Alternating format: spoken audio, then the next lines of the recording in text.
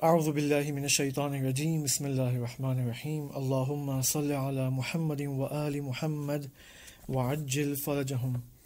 السلام علیکہ یا نبی اللہ۔ ہم اپنا سلام اور درود حضرت ادریس کی خدمت میں، ان کے محضر میں پہنچاتے ہیں، بھیجتے ہیں اور ان سے اجازت چاہتے ہیں کہ یہ سیشنز، یہ ڈسکشنز جو ان سے متعلق ہے، اس میں وارد ہونے کی اجازت اور اذن عطا فرمائے۔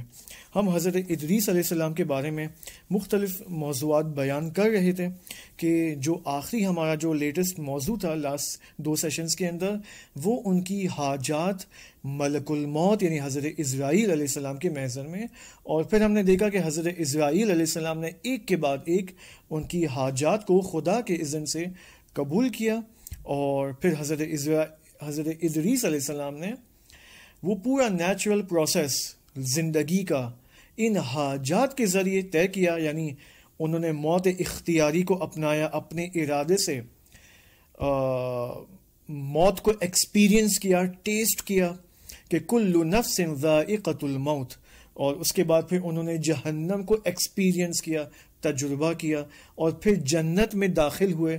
اور ہمیں پھر وہ معلوم ہے کہ جو انہوں نے احتجاج اور استدلال حضرت اسرائیل علیہ السلام کے سامنے پیش کیا کہ جس کے نتیجے میں وہ اپنا کیس جیت گئے کہ میں جنت سے نہیں نکلوں گا۔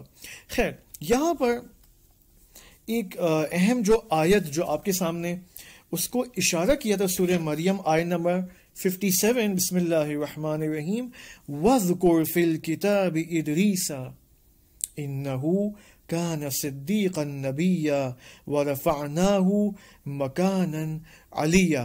اب اس آیت کے آخر میں جو 2 یا 3 کلمات جملے ہیں، وَرَفَعْنَاهُ مَكَانًا عَلِيًّا، یعنی ہم نے، خدا فرماتے ہیں کہ ہم نے ادریس علیہ السلام کو ایک مکانً علیہ، ایک علی مقام اور مرتبے پر فائز کیا، بہت بلند مرتبے پر فائز کیا۔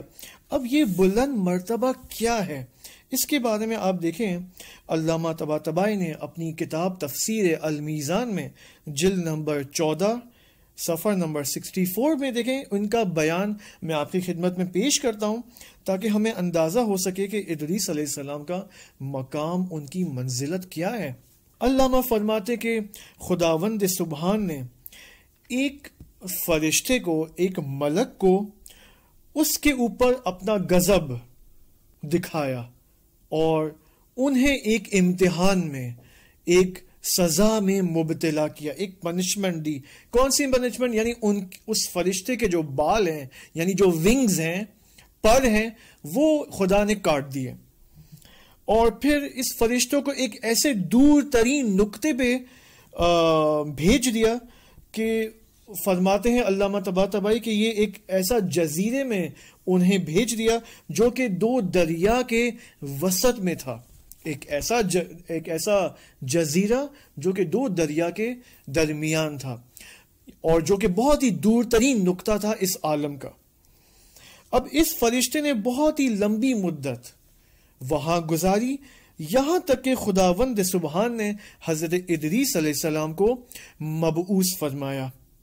یہ فرشتہ جب اس نے حضرت ادریس علیہ السلام کی بعثت کو مشاہدہ کیا، یہ آتا ہے حضرت ادریس علیہ السلام کے محضر مبارک میں اور ان سے درخواست کرتا ہے کہ آپ خداوند متعال سے درخواست کریں کہ وہ مجھ سے راضی ہو جائے اور اب میری اس پنشمنٹ کو، میری اس سزا کو اب ختم کریں اور مجھے واپس اس مقام، جس مقام میں میں تھا، یعنی مقام ملائکہ، اس مقام میں مجھے واپس لوٹا دیں۔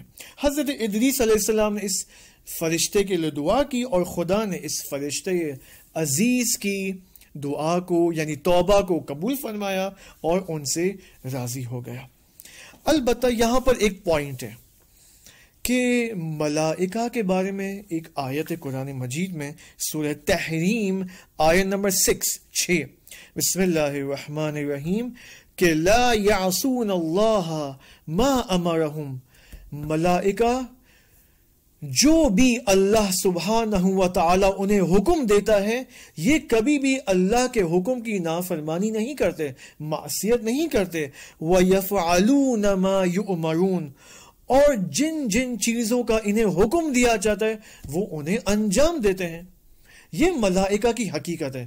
سمعاً وطاعتاً، میں تسلیم ہوں آپ کی خدمت میں، جو آپ کا فرمان ہو۔ یہ ملائکہ یعنی تسلیم محض، ذرہ برابر بھی نافرمانی ان کے وجود مبارک میں نہیں ہے۔ پس اگر ملائکہ کی یہ حقیقت ہے، ملائکہ کی ذات میں اطاعت الہی موجود ہے، پس اس فرشتے نے ایسا کیا کام انجام دیا ہے کہ اس کو اللہ نے سزا دی ہے؟ اس نے کیا کوئی معصیت کی ہے؟ دیکھیں یہاں پر ایک پوائنٹ ہے، یہ پوائنٹ اس میں بہت ہی اہم تربیتی نکتہ ہے ہم سب کے لیے، اور بچوں کے لیے بھی ہم اس پوائنٹ کو بہت آسان زبان میں پیش کر سکتے ہیں۔ وہ پوائنٹ کیا ہے؟ وہ پوائنٹ یہ ہے کہ بہت سارے موجودات، کریچرز ایسی ہیں عالم ہستی کے اندر جو ملائکہ نہیں ہوتی، جو ملک اور فرشتہ نہیں ہوتی، لیکن ملائکہ کے رتبے پر فائز ہو جاتی ہیں۔ بہت امپورٹنٹ نکتہ ہے یہ، یعنی ان کی عبادتوں کی وجہ سے اس قدر وہ راز و نیاز کرتے ہیں، خدا کی تسبیح بجا لاتے ہیں، خدا کی عبادات اور ورشپنگ انجام دیتے ہیں کہ جس کے نتیجے میں وہ قرب الہی کے مقام پر فائز ہوتے ہیں اور ملائکہ کے رتبے میں آ جاتے ہیں۔ اور اس رتبے میں آنے کا مطلب یہ کہ ملائکہ کی صف میں آ جاتے ہیں۔ مثلا کون؟ ابلیس، شیطان، کہ جس کے بارے میں ہم سب نے سنا ہوا ہے، اگرچہ پڑھا ہوا نہیں ہے، کہ شیطان کی مثلا ایک نماز، ایک عبادت 4000 سال کے برابر ہے۔ شیطان اور ابلیس وہ ہستی ہے کہ ملائکہ کے درمیان یہ ایک جب حضرت آدم علیہ السلام کا قصہ پیش نہیں آیا تھا، جب اس نے استکبار نہیں کیا تھا، اس سے پہلے کہ میں آپ کی خدمت میں یہ بات پیش کرنے کی کوشش کر رہا ہوں کہ اس سے پہلے حضرت آدم کے واقعے سے پہلے ملائکہ کے درمیان موجود تھا ابلیس، اور ایسے موجود تھا کہ ملائکہ ابلیس کو مستجاب الدعوہ سمجھتے تھے۔ یعنی مستجاب الدعوہ کا مطلب یہ ہوتا ہے کہ آپ جو دعا کریں خدا قبول کرے گا۔ تو ملائکہ ابلیس کو اس بلند مرتبے پر سمجھتے تھے، البتہ وہ ابلیس کے بارے میں نہیں جانتے تھے کہ یہ جو مخلوق ہمارے درمیان ہے یہ ابلیس ہے۔ وہ نہیں جانتے تھے کہ یہ ابلیس ہے۔ خدا تو جانتا تھا، کیونکہ ابلیس نے اس قدر عبادتیں انجام دی کہ اب یہ ملائکہ کے رتبے میں آ چکا تھا۔ اگرچہ ملک نہیں تھا، وَكَانَ مِنَ الْجِنِّ، جن میں سے تھا یہ، لیکن ملائکہ کے صف کے درمیان اس مقام پر پہنچ چکا تھا۔ اب بعد میں پھر خداوند سبحان نے ملائکہ کو خبر دی تھی کہ تمہارے درمیان ایک ایسی شخصیت ہے، ایک ایسی ہستی ہے جو ان قریب یہاں سے باہر نکالی جائے گی، اس مقام سے اسے گرا دیا جائے گا۔ پھر بعد میں حضرت آدم علیہ السلام کی خلقت پیش آتی ہے، تعلیم اسماء کا مرحلہ پیش آتا ہے، اور سجدہ ملائکہ کا حکم آتا ہے، جس کے نتیجے میں تمام عالم ہستی اور ملائکہ حضرت آدم علیہ السلام کے سامنے سجدہ کرتے ہیں، الا ابلیس، سوائے ابلیس کے۔ اب اس کے لیے آپ جائیں حضرت آدم علیہ السلام کے اس قصے کی طرف رجوع کریں، 24 لیکچرز جو ہم نے یوٹیوب پہ اپلوڈ کیے ہیں۔ اوکے، اب یہاں پر ابلیس مثلا اس مقام و منزلت پہ فائز تھا، لہذا اٹس پاسبل کہ ممکن ہے کہ ایسی کوئی شخصیت ہو جو مقام ملائکہ کے رتبے پر فائز ہو اور عصیان بھی کرے، کیونکہ ابلیس جو کہ جنات میں سے ہے، انسان جو کہ انسان ہے، لیکن انسان اور جن کے اندر ایک ایسی خصوصیت ہے جو ملائکہ کے اندر نہیں ہے، وہ کیا؟ اختیار۔ بس ممکن ہے میں اور آپ بھی، ہم انسان اس قدر عبادتیں، اس قدر تزکیہ نفس اور تہذیب نفس اور قرب الہی کے مقام پر پہنچ جائیں کہ جس کے نتیجے میں ہم ملائکہ کے رتبے پر بھی فائز ہو جائیں۔ اگرچہ انسان ملائکہ سے اشرف ہے، ملائکہ کے مقام سے بالاتر ہے، لیکن اس دنیا میں رہتے ہوئے اٹس پاسبل کہ انسان اس رتبے پر بھی فائز ہو جائے. لیکن یہ جو رتبے پر فائز ہونا، اس کا مطلب میں کبھی بھی عصیان نہیں کروں گا، نہیں. عصیان اور نافرمانی 100% پاسبل ہے. جس طرح ابلیس نے بعد میں خدا کے حکم سجدہ کے خلاف عصیان کیا، نافرمانی کی، اور بعد میں ملائکہ کے صف سے اسے نکال دیا گیا.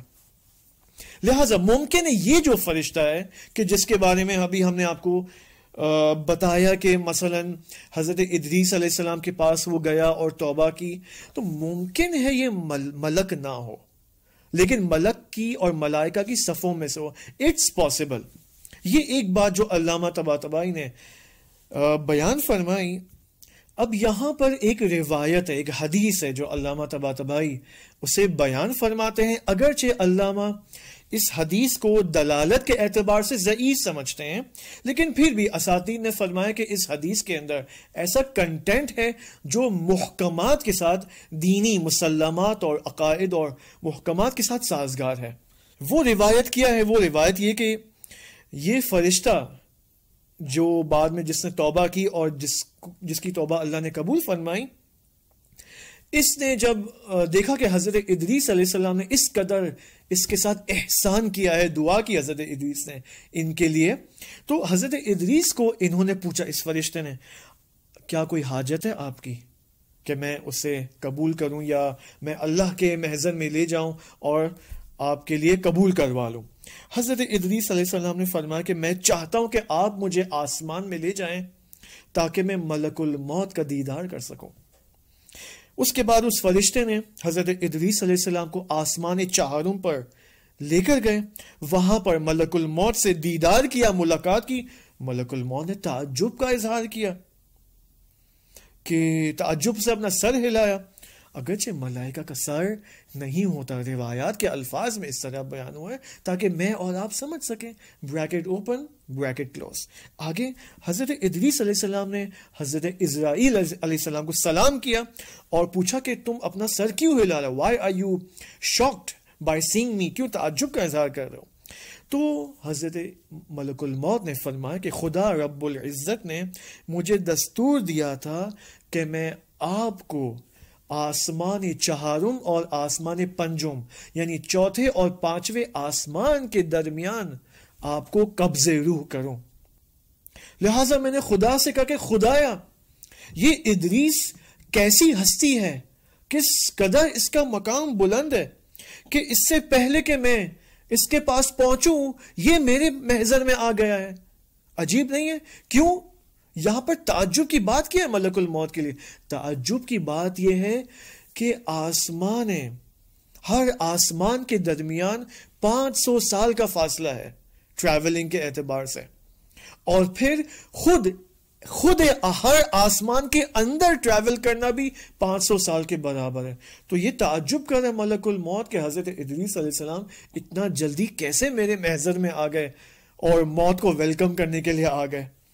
اس کے بعد حضرت ملک الموت نے حضرت ادریس علیہ السلام کی روح کو قبض کیا، اور یہ ہے اس آیت کا معنی وَرَفَعْنَاهُ مَكَانًا عَلِيًّا، اور ہم نے ادریس کو ایک علی مقام عطا فرمایا، بلند و بالا مقام عطا فرمایا.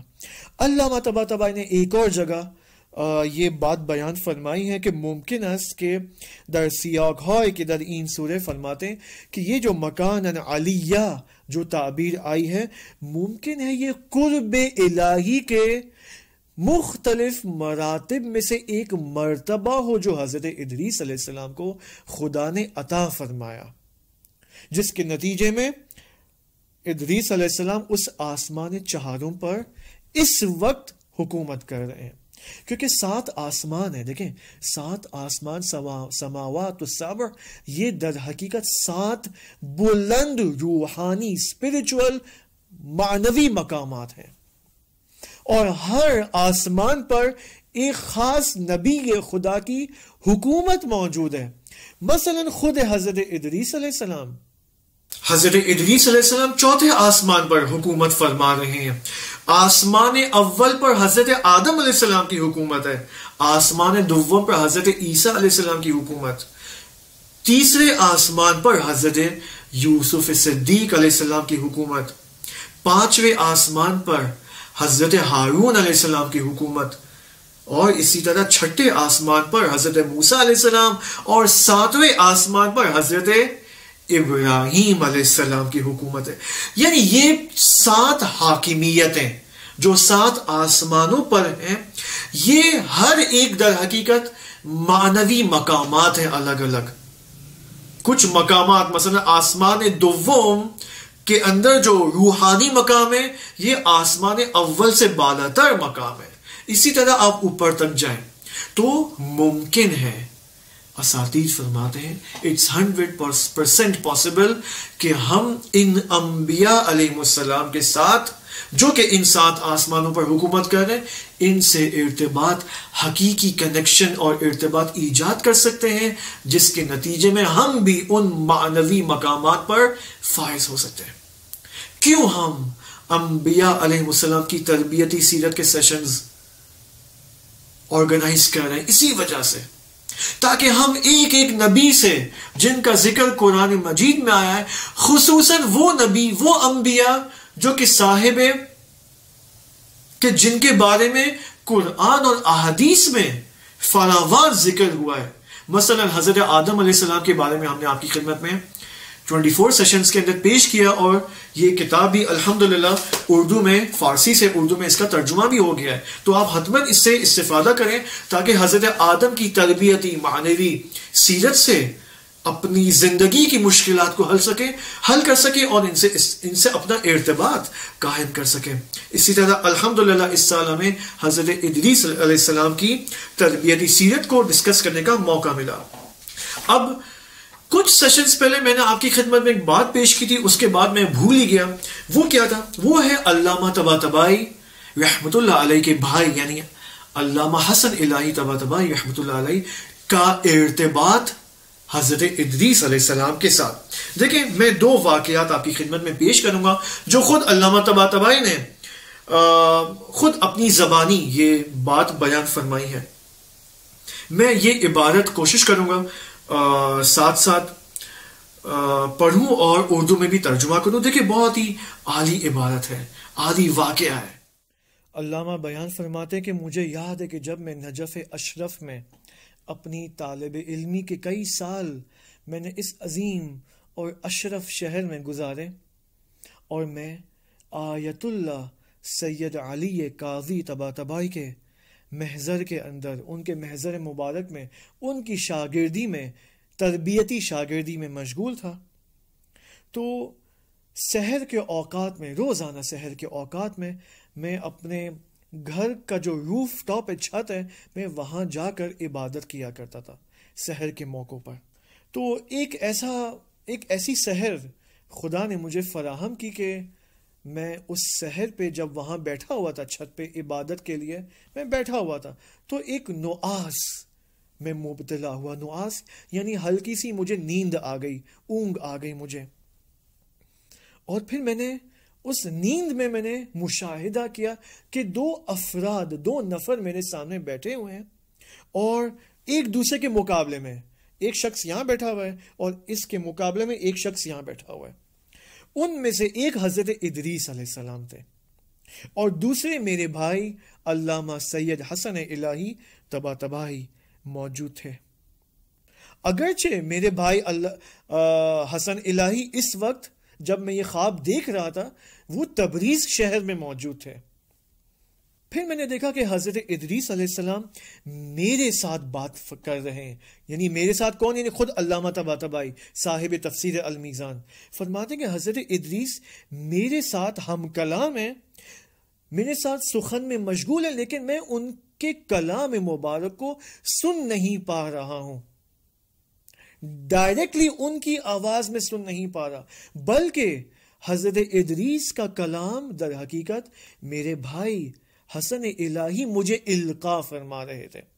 یعنی میں اپنے بھائی کے واسطے سے حضرت ادریس کا کلام سن رہا تھا. پھر فرمایا کہ حضرت ادریس علیہ السلام نے کیا بیان فرمایا.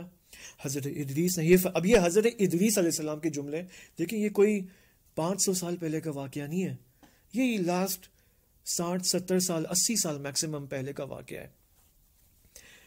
اب حضرت ادریس علیہ السلام نے کیا فرمایا، دیکھیں علامہ طباطبائی کی زبانی، یہ عبادت میں ٹیکسٹ پر لے کے آؤں گا اسکرین پر۔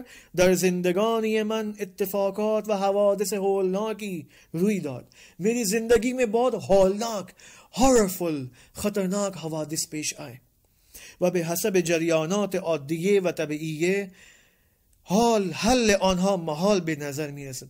اور اگر میں اسی مادی اور نیچرل لائف کو اگر میں دیکھتا تو ان نیچرل اور مٹیریلسٹک اعتبار سے اور نظام کے اعتبار سے یہ مسائل کبھی بھی حل نہ ہوتے، یعنی محال تھا کہ یہ مسائل اب حل ہو جاتے میرے۔ وَأَز مُمْتَنِعَاتْ شُمُر، یعنی ممتنع تھا، ممنوع تھا کہ یہ میرے مسائل حل ہو جاتے اگر میں صرف اس جسمانی عالم کو دیکھتا۔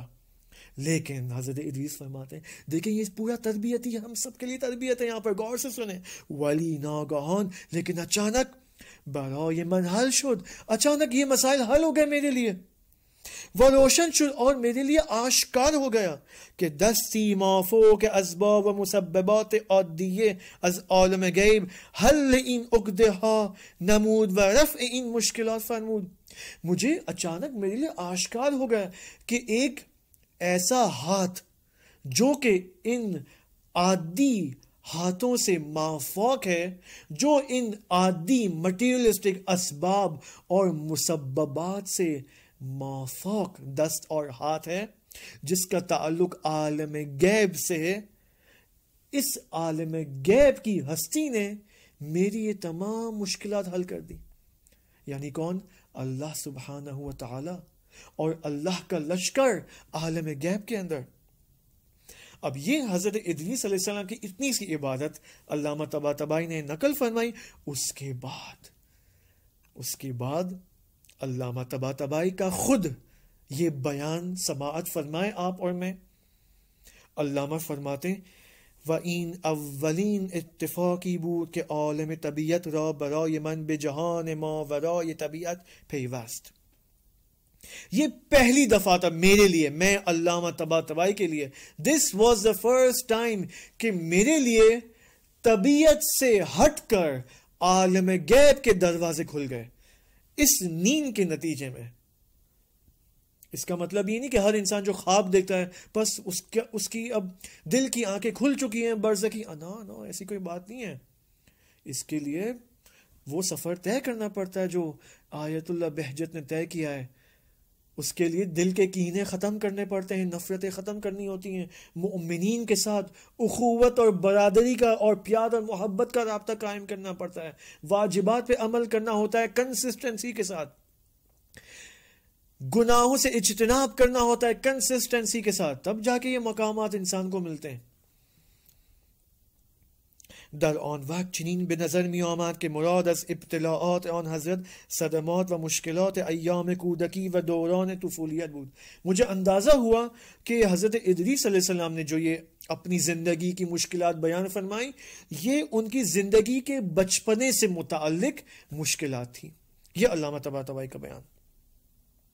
پھر علامہ فرماتے ہیں منظور آن کہ اگر کسی اب دیکھیں یہ ہمارے لیے تربیتی نکتہ خود علامہ کی زبانی ہم سنیں، نہ کہ میری زبانی، میری کیا حیثیت ہے۔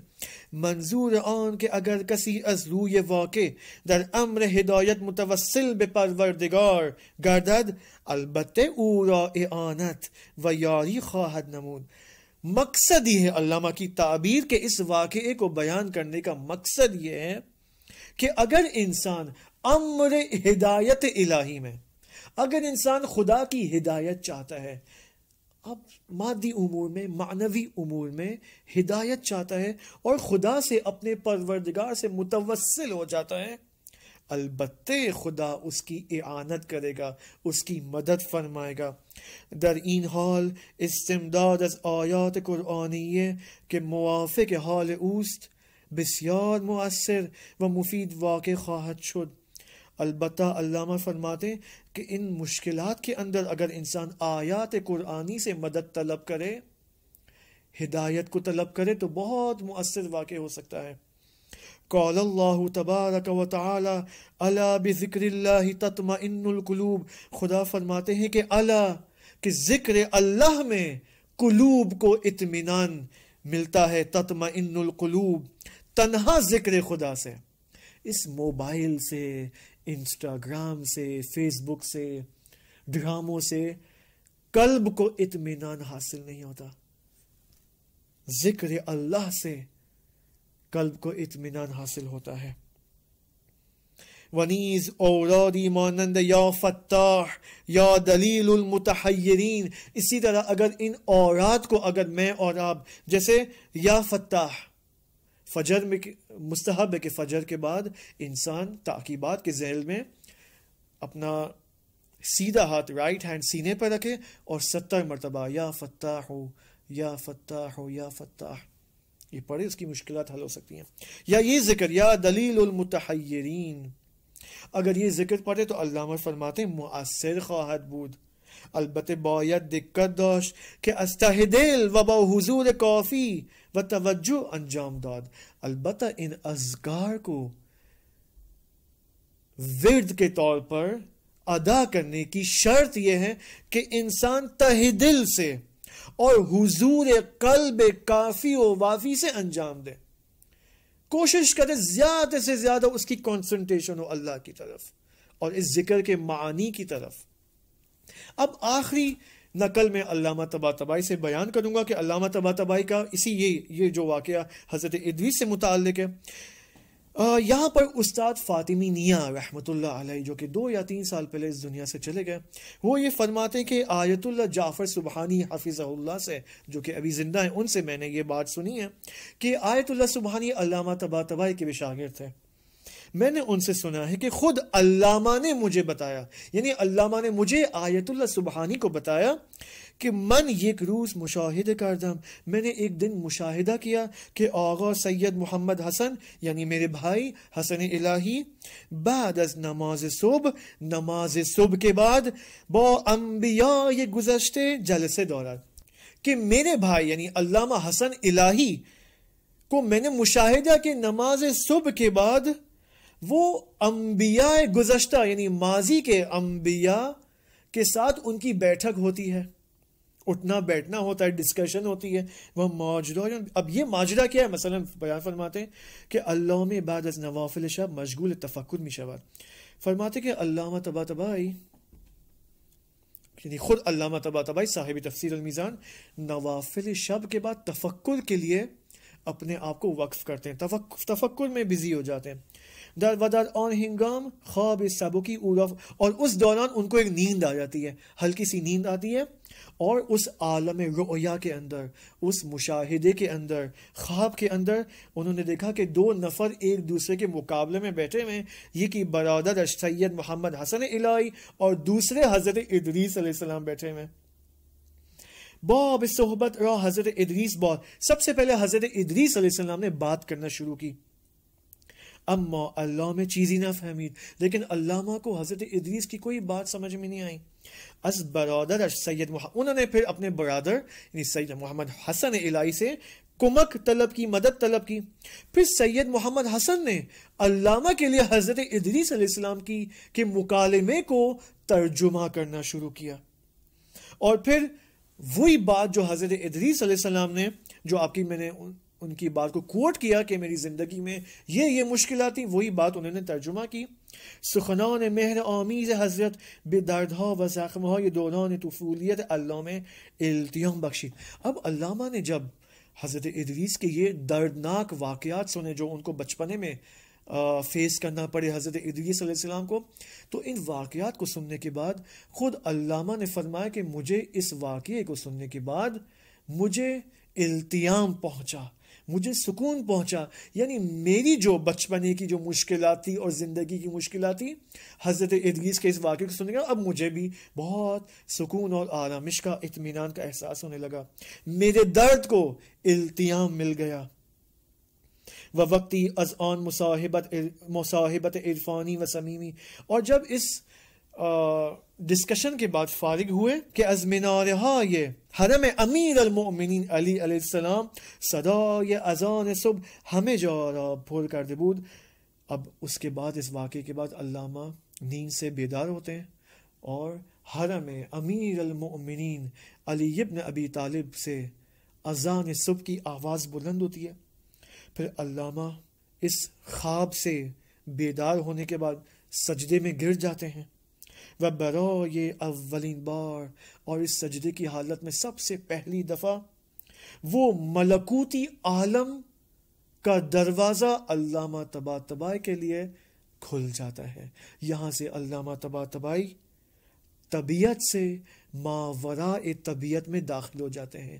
اس میں الظاہر سے اس میں الباطن میں داخل ہو جاتے ہیں. انشاءاللہ خدا ہمیں توفیق دے کہ خدایا بحق کے حضرت ادریس علیہ السلام، خدایا بحق کے علامہ طباطبائی، بحق کے برادر علامہ یعنی علامہ حسن الہی طباطبائی، اس ماہ مبارک رمضان کے صدقے، اس ماہ مبارک رمضان میں خدایا ہمارے لیے بھی طبیعت کے علاوہ ماوراء طبیعت یعنی معنویت اور روحانیت اور اسپرچوالٹی کا دروازہ کھول دے. الہی آمین. والسلام علیکم ورحمۃ اللہ وبرکاتہ.